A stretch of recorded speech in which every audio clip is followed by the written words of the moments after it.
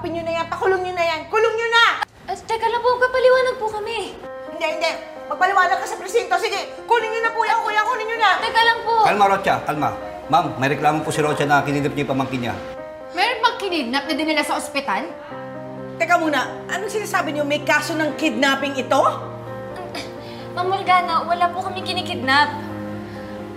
Ang totoo po kasi niyan, abused child po kasi si William eh. Siya ang lumalabag sa karapatang pambata. Gusto niyo ba isa-isahin ko yung paglabag niya? Every child has the right to basic needs. Pero ano yung ginagawa mo? Kinulong mo yung bata sa kulungang pang-aso? At ma'am, every child has the right to education pero hindi niya po pinag-aaral si William. And every child has the right to be protected from danger. Pero ikaw mismo ang panganib sa kanya. At ma'am, hindi lang po yun. Nakita niyo na po na may bukol po sa ulo si William pero hindi niyo po siya pinapacheck up. Sa albularyo niyo lang po siya dinadala. Totoo ba yung Rocha? Pero kuya, sabi po kasi ni Inko, sinabihan daw ng demonyo si Willie kaya tinubuan ng sungay sa noo. Ma'am, hindi nga po sinapian si William at hindi po siya tinutubuan ng sungay. Nakita niyo na nga po na may bukol po siya sa ulo pero hindi niyo po siya dinala sa ospital. Kapag may nangyari po kay William at namatay po siya, kasalanan niyo po yun at pwede po kayong makulong. Ako? Ako ang makukulong?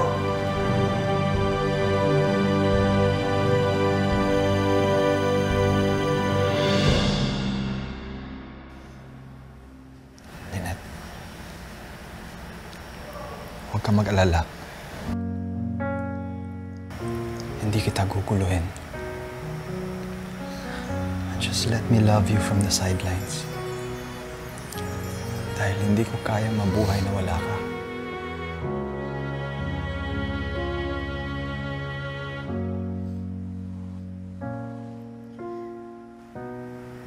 Alam mo, RJ,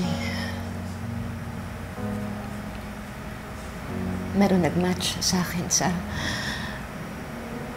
dating app na ginawa ni Chang Susan.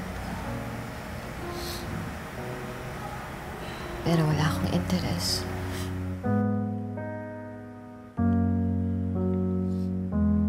Kasi ikaw ang gusto kong makadate. Kaya di mo na kailangan maghintay.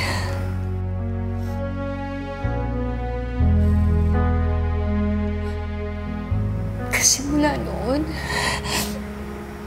hanggang ngayon, ikaw lang ang mahal ko. At ikaw lang ang mamahalin ko.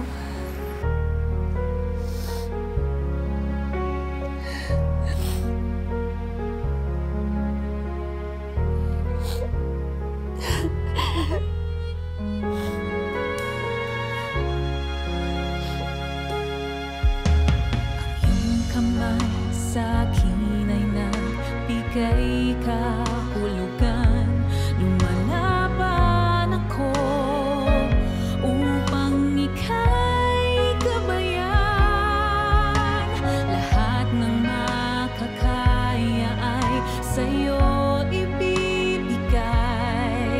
At lahat ng kakayanin pa sa'yo iaalay. Ikaw ang aking tala sa gabing madilim. Ikaw ang bawat sana sa lahat ng hiling. Sa hirap man o sa saya ay tunay na ikaw pa rin.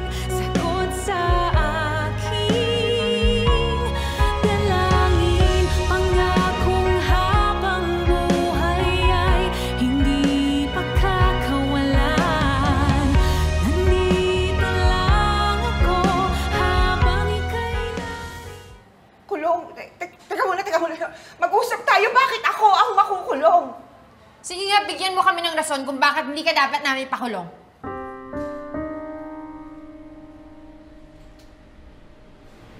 Dahil buong buhay ko, ito alam ko, pag nagkasakit ka, punta ka kay Ingkong, gagaling ka. naman po ako mayaman. Hindi ko naman po kaya dali dito si Willie para magpa-hospital. Wala po akong panggastos. Kaya buong-buo po yung loob ko na mapapagaling siya ni Ingkong. Huwag niyo naman po ako ipakulong. Parang awa niyo na po. Kaming dalawa na lang po. Nakikiusap po ako sa inyo. Kawawa naman po. Kawawa po si Willie. Huwag naman po. O ngayon, nagpapaawa ka? Kanina lang kami, gusto mong ipakulong? Kinidnap niya yung pamangking ko. Pamangking ko yun. Ba't niyo siya kinuha sa akin? Ma'am, nakakaawa po kasi si William eh. Tingin niya po normal po yung ginagawa niyo po sa kanya. Kakalakihan niya po yung ganun pong pagtrato niyo sa kanya na ginagapos niyo po siya. Kawawa naman po yung bata. Ma'am, nakikiusap po ako sa inyo. Huwag niyo po kunin si Willie. Huwag niyo po ako ipakulong. Huwag niyo po kami paghiwalay. Nakikiusap po ako. Ay, Nakikiusap po ako. Masama kang tiyahin. Huwag kang maniwala dyan. Dapat sa'yo magbulok sa kulungan.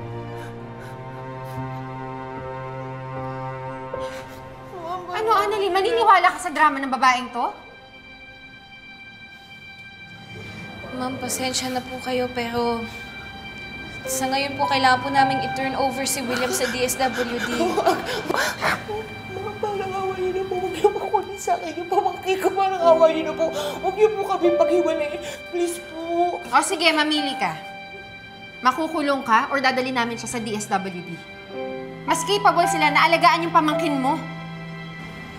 Ma'am, pag nakita naman po nila na naging okay na po kayo at kaya niyo pong alagaan si William, mababalik naman po siya sa inyo. Pero sa ngayon po kasi kailangan din po siyang madala sa Apex kasi magagamot po namin siya doon. Sige po, susunod na lang po ako sa lahat ng gagawin niyo. Susunod na lang po ako sa lahat ng sasabihin niyo. Nakikiusap lang po ako. Huwag niyo pong ilayo sa akin si Willie. Ma'am, please po. Please. Ma'am, ang importante po ngayon, mapagamot po si Willie. At magagawa po namin yun sa Apex. Opo.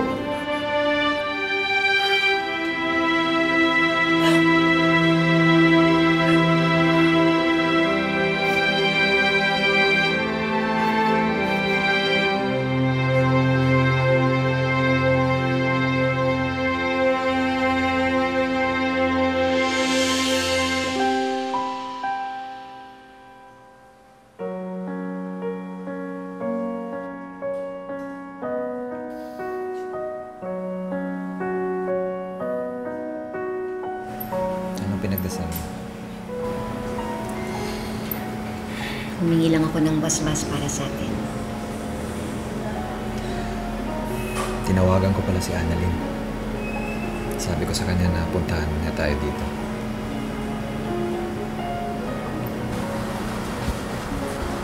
Nay, Tay!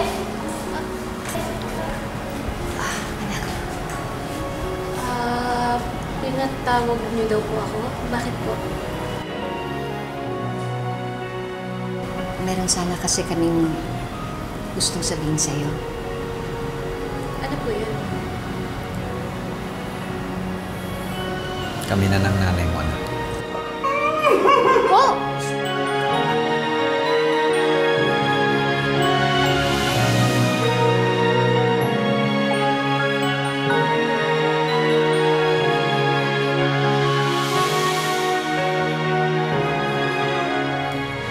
May I see? Wow, it's pretty. Is this your sister? Ay, hindi po, Doc. Yan po si Doktora Annalyn Santos po.